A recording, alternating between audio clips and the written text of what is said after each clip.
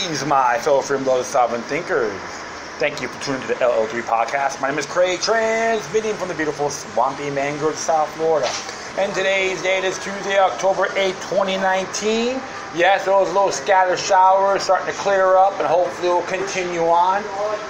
And there's a couple of events are happening at the Broad Performing Arts Center and at Revolution. And plus, I'm at Squiggy's Pizzeria, located at 207 Southwest 2nd Street, which is the heart of the Hemishi district of Fort Lauderdale. New York style pizza, of course. They open from 11 a.m. to 4:30 p.m. So usually 6 days a week.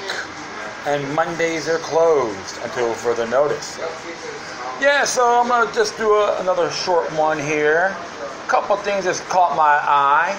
And I could thank Luke Rodasco for Real Change for tweeting this on Twitter. And it's considered an exclusive report coming from the freethoughtproject.com. And it's by Matt Agarist. You should check it out. This one was entitled, Students Suspended for 5 Days Over Taxation is Death Tat and End the Drug War Flyer. Oh my goodness, I'm so offended. Well, here's a nice little quote. It says here, it is, in fact, nothing short of a miracle that the modern methods of education have not yet entirely strangled the holy curiosity of inquiry. For this delicate plan, aside from the stimulation, stands mainly in need of freedom.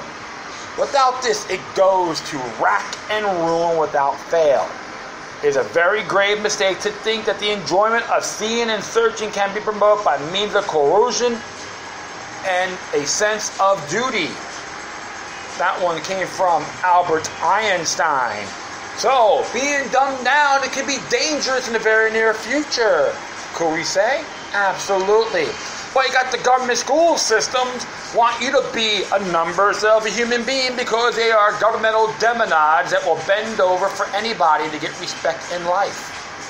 Well, we'll just start this, what the report has to say here. Standard education in America typically focuses on creating a supply of worker bees who follow orders from authority and operate within the confines that the system has set out, but lack critical thinking skills. The result of such a school system which suppresses and discourages creativity and imagination has had a detrimental effect on children and their ability to question the status quo. What is that saying? They want our children to be her conformists. Moo, bah, moo, bah. I know I'm being sarcastic, but it's something you gotta think about, folks. But what happens when one of those children shatters the paradigm and can see outside these walls? Well, for one high school freshman in Florida, got him suspended for 5 days. Thank you for that school in Florida to try to have us students be dumb, stagnant, and happy. When they say bend over, they want us to go, how far, please? Well, I gotta say, the big middle finger to you clowns. And it says here, the student whose mother asked not to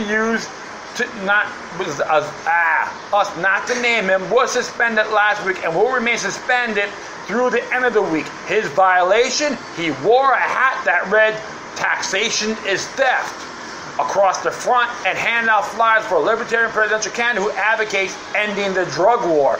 Oh my goodness, let's all run to the hills.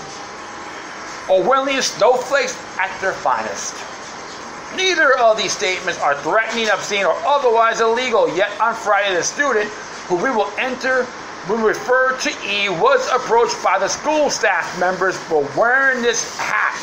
E tell us that he was wearing this hat at time and place in which students are allowed to wear hats. But, possibly due to the words on the hat, he was targeted. Scapegoating is patriotic. Hurrah, hurrah, hurrah.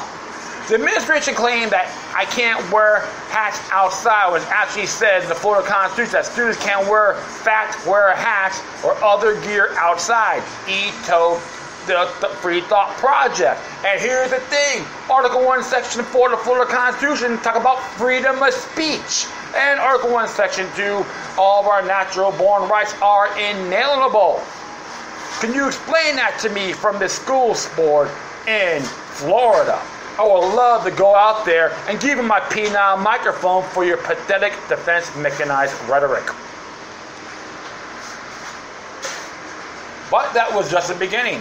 When E began to hand out flyers for the 2020 presidential candidate, Dan Berman, who advocated for the end of the drug war and taxation is death, all hell broke loose.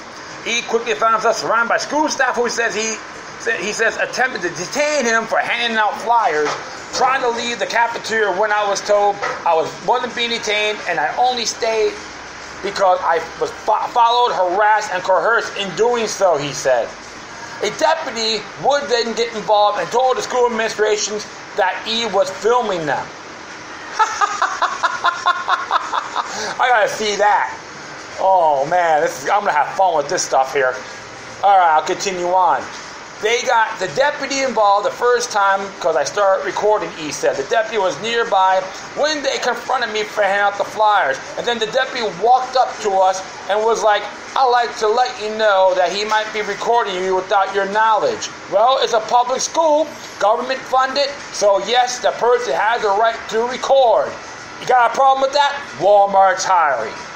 I was suspended out of school for 5 days for the flyers and refusing to turn them in, being skeptical of their claims of what the rules are, said E. They lied to me about the hat rule, so I was thinking that might be lying again. They didn't allow the opportunity for me to look up the rule because they knew that they could have possibly been wrong. Exactly. Kind of, sort of means no. Assuming makes an ass out of you and me. I'm not talking to the clowns in that school. In that school, you are assumptuous buffoons. If you don't like it, contact me. I might have to send this. If I find out what county school this school is, I'll hashtag it to you. So I'll continue on here. So it says here, E gave us a copy of the suspension letter which states that he was suspended for disobedience and insubordination. He is not allowed to return to school until Monday. And it's right there. It happened on October 7, 2019 to October 14, 2019. And it's read right there. Oh, so it came out yesterday. How thoughtful. We should get this on public information. I gotta find out what school system is this. I'll challenge these clowns. The Free Thought Project contacted the school district on Monday to inquire about E's suspension, but as of the publishing of this article, we have not received a response. Because you know why? Because they screwed up. When expressing peaceful opinions on taxation and the war on drugs gets you kicked out of school for 5 days for insubordination, it may be time to bring the mission of public education into question. The public school system has become a little more than an indoctrination center that teaches kids what to think instead of how to think, and E suspension highlights this perfectly. What's more, taxation is theft. No one should ever be punished for wearing a hat that says this. And here's one quote from Murray and Rothbard. Taxation is theft purely is simply, even though that it is theft on a grand and colossal scale which no acknowledged criminals could hope to match. It is a compulsory seizure of the property of the state's inhabitants or subjects, unquote. Murray and Rothbard, once again from the Mises Institute. May it so be forever free. If you're confused by the phrase taxation is theft, just think of the government as people without any special privileges. If an average person takes money from someone under the threat of force, it is called robbery. However, if the government does it, then it's considered illegal and immoral and it's called taxation. Remember, folks, they want you to believe exceptionalism is patriotic. They can do it, but you can't. Can we say double standards? Absolutely. No one actually ever agreed to this arrangement. It has been forced on millions of people against their will, and a long list of justifications that have been created to convince people that they're not being stolen from. Since the government allowed to extract money from its citizens via barrel of a gun, this guarantees that they will have funding for any kind of project they want, even if those projects are unpopular with taxpayers like war and the police surveillance state. This is because the public has no choice but to pay taxes. And just to let you know, folks, under property taxes, under Article 1, Section 2 of the Florida Constitution, owning property is a right, not a privilege. So taxes on your property is invalid, null and void. And I know those douchebags over there don't like it, but deep down inside, they know I'm right. Therefore, they have no say in how their money is used and are typically enforced into paying from their own oppression and the slaughtering of their neighbors in foreign countries. Sure, there are some social welfare programs that do benefit some people, but the money that these projects cost is but a tiny fraction of the money that's actually received from taxation. Most of the money that's brought in through taxes is used for bureaucratic budgets, collection enforcement, and the gluttony of federal and state governments. So while a portion of the revenue is being used for beneficial projects, the majority of the money is still being wasted for use for nefarious means. Some researchers have described this as a thief giving you $5 while at the same time taking $100 from your back pocket. And it's good. It has a great memorable point. It's a good book to read about Washington Government Racket, Washington Ways from A to Z by Martin Gross. You should read that book, folks. I read that years ago. I recommend check it out. There's an unbelievable amount of fear directed at this concept because for so long our civilization has been propelled by violence instead of rationality. Immediately upon hearing about these ideas of doing away with coercive taxation, many people who are new to the idea will immediately scoff. If taxes were not collected under threat of force, then no one will pay them and there will be chaos. And the poor will die in the streets. See, the fear factor, the guilt trip, the mind control propaganda, right off of everybody's playbook to be exact. Or they may suspend students for wearing hats in school. That spells this out. I'm offended. If I don't get rid of you, I can get fired from my school system. The statement shows that taxation isn't working for the average person. Therefore, ideas about the consent of the governed and the social contract are complete fallacies. If someone explicitly states that people wouldn't pay taxes if they weren't mandatory, they are then admitting that tax revenue is not used to benefit the public and that no one would pay if they didn't have a proverbial and sometimes real gun to their head. When a need arises in the community, people naturally come together and take care of what needs to be done. They don't need someone with a gun in their face telling them how to do it. For our species to have any chance on this earth, we must start thinking about more peaceful ways of going about things and stop justifying the use of violence in all circumstances, even soft-core violence like legislation, taxation, and indoctrination via public schools. Precisely. And I hope this kid will sue their rear end and expose all these clowns for who they are. It is completely unacceptable and treasonous. Unfortunately, I'm going to have to do a little looking and find out where this came from. And in addition, the bottom line is this. What would the Secretary of Education under Governor DeSantis' administration have to say about it? That's right. If you honor your oath of office, don't contradict this by shutting this down. Because how many other students may have the same burden or been victimized in this propaganda machine? Mind control is a hobby. They want you to be numbered, shackled, symbolically speaking. Oh, we gotta get rid of slavery. Yeah, but it's funny, they like to take down the Confederate soldiers, statues of Confederate soldiers, but they still do it in the school system. And some people, all you hear are crickets. But this student here, named E, I say stand up for what's right. You're not the only one that sees this. And I noticed this for a long time. It will blow back in their faces when everyone starts calling them out. I recommend everyone in there for the great state of Florida, especially this one county. They should start going to the school board and go, why you're letting our students be a bunch of Uncle Toms and Aunt Jemimas to you? You guys they're a sham, they're treasonous, Benedict Arnold was more encouraging than these douchebags. Deep down inside, they know I'm right. I know I'm digressing. Alright, so we're going to do one more here. This is real cute. This came from the National Legal Policy Center. It came out yesterday by Peter Flattery. Representative Illhan Omar files for divorce. Representative Illhan Omar, Democrat from Minnesota, on Friday filed for divorce from her husband Ahmad Adeselin Hersey, contradicting her denials in August that she was experiencing problems in her personal life.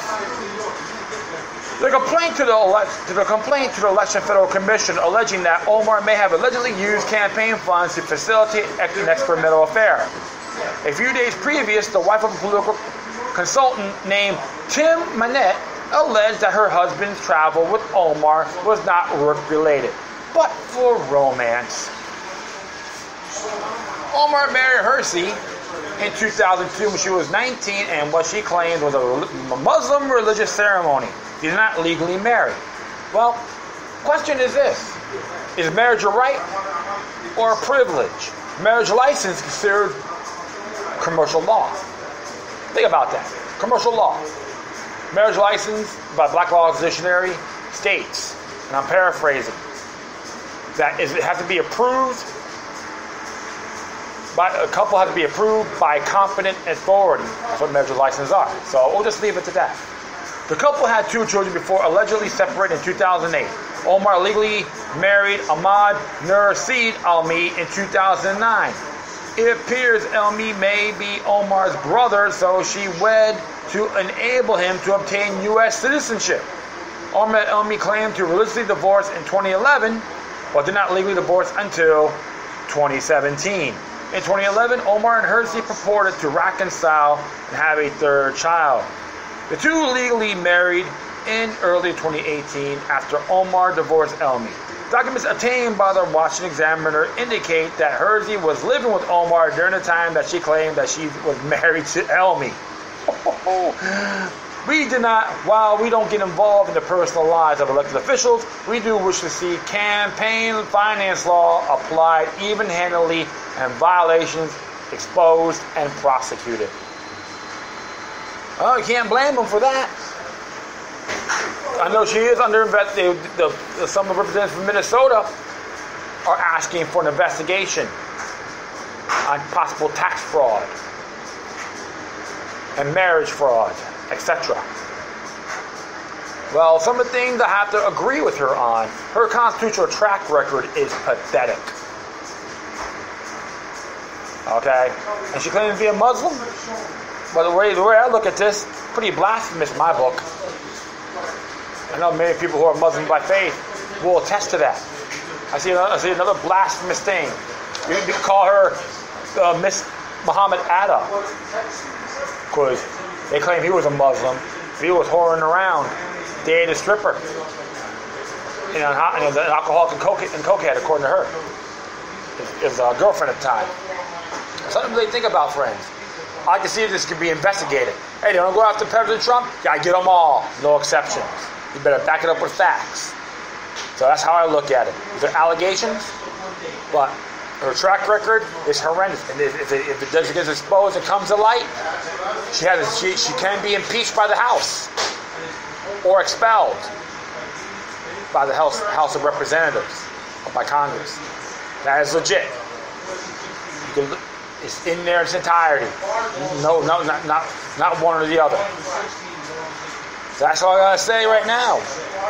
And that is it. I thank everyone for listening. Plus, feel free to download and share to social media networks. If you have any questions, comments, if something that's interesting you want to check out, whatever you do, please share correspondence with Decorum.